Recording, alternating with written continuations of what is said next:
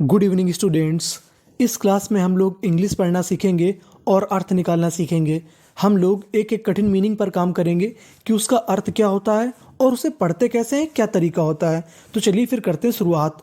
आज का जो हमारा टॉपिक है उस टॉपिक का नाम है अनएम्प्लॉयमेंट।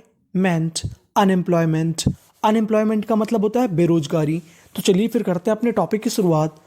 अनएम्प्लॉयमेंट इज़ यानी बेरोजगारी है। इसका मतलब है आ का मतलब एक। अब देखिए जो आगे वाली मीनिंग है उसके आखिरी में लिखा है OUS। अगर आपको इंग्लिश में कहीं पर OUS लिखा मिले तो उसे पढ़ना होता है हमें अस। क्या पढ़ना होता है? अस। तो मीनिंग बन गई सीरियस। सीरियस सीरियस का मतलब गंभीर। एंड और अब देखिए जो आगे वाली मीनिंग है बड़ी मीनिंग, इसे टुकड़ों में तोड़ लेते हैं। इसके भी आखिरी में है OUS, तो OUS का क्या पढ़ना है हमें? अस। और शुरुआत में है DANGER, इसे पढ़ना है डेंजर। क्या पढ़ना है? डेंजर। और बीच में लिखा है ER।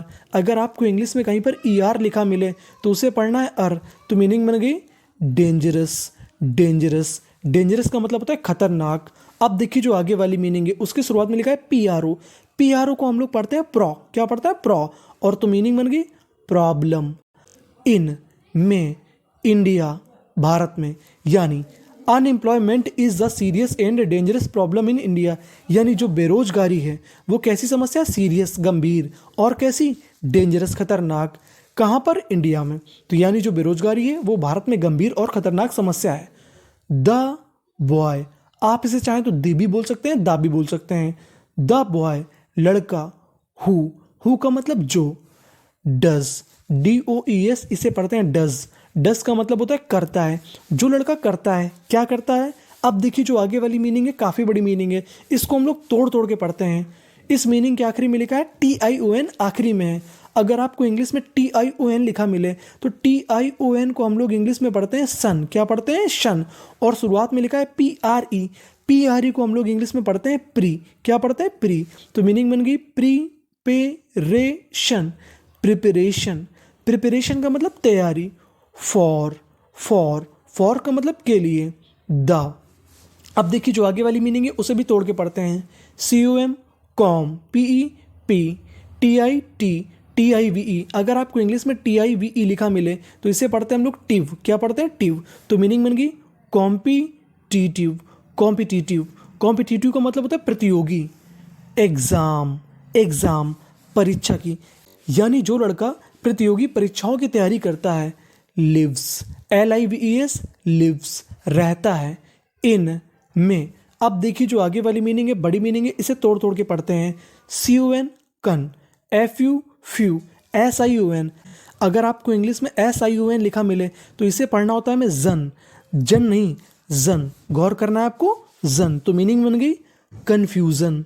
कन्फ्यूजन का मतलब होता है दुविधा। एंड और इन फियर का मतलब होता है डर। ऑफ का। जो लड़का एग्जाम की तैयारी करता है वो किस में रहता है? कन्फ्यूजन यानी दुविधा में रहता है। और इन फियर यानी डर में रहता है। किस चीज़ का डर में रहता है? अनसर्टेनिटी का मतलब होता है अनिश्चितता। अनिश्चितता का मतलब होता है जब आपको पता ना हो कि आगे क्या होगा, उसे हम लोग बोलते हैं अनिश्चितता। तो यानी जो लड़का एग्जाम की तैयारी करता है वो कन्फ्यूजन यानी दुविधा में रहता है और डर में रहता है। किसके? अनसर्टेनिटी यानी उसे नहीं पता कि आगे क्या होगा।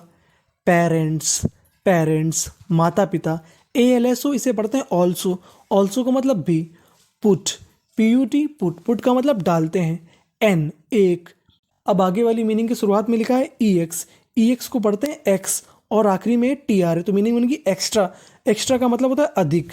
अब देखिए यानी जो पेरेंट्स होते हैं, माता पिता होते हैं, वो क्या करते हैं? एक्स्ट्रा अधिक। प्रेशर का मतलब होता है दबाव। ऑन हिम, उस पर। यानी जो माता पिता होते हैं वो भी अपने बच्चे पर एक्स्ट्रा दबाव डालते हैं यानी ज़्यादा प्रेशर डालते हैं। ही वर्क, WOR के वर्क। ही का मतलब वह, वर्क का मतलब काम करता है, वह काम करता है।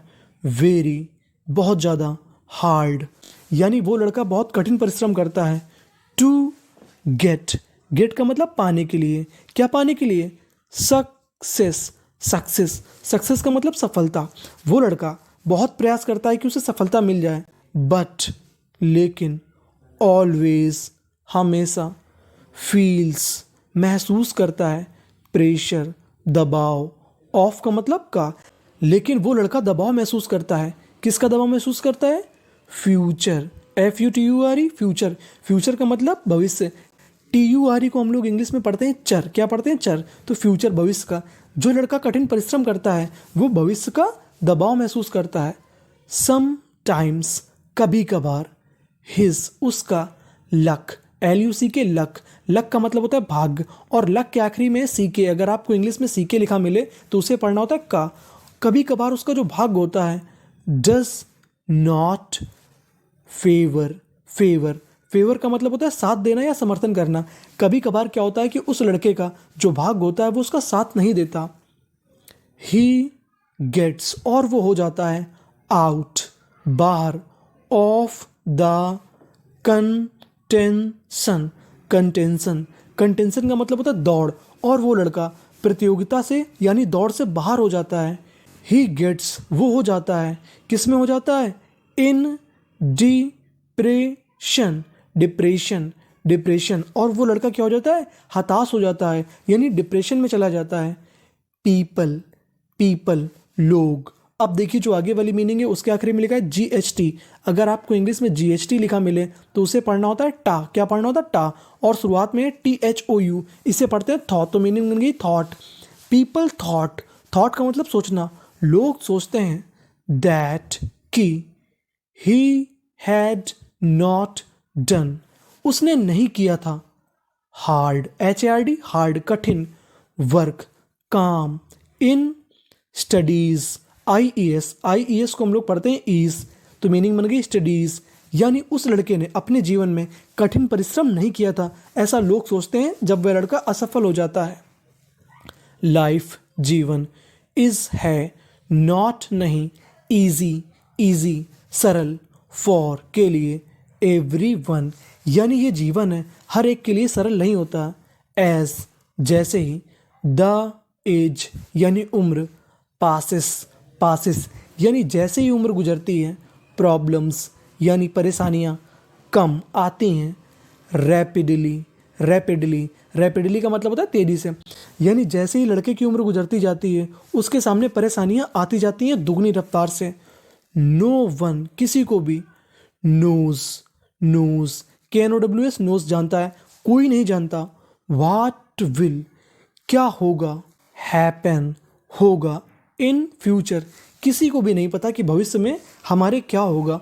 बट लेकिन, THERE देयर कहीं पर, आर शम होप्स लेकिन वहाँ पर कुछ उम्मीदें होती हैं। होप का मतलब उम्मीद या आशा। एंड फेथ, फेथ भरोसा, इन गॉड लेकिन लोगों को कुछ उम्मीदें होती हैं कि जीवन में कुछ अच्छा होगा और लोगों को भगवान पर भरोसा रहता है।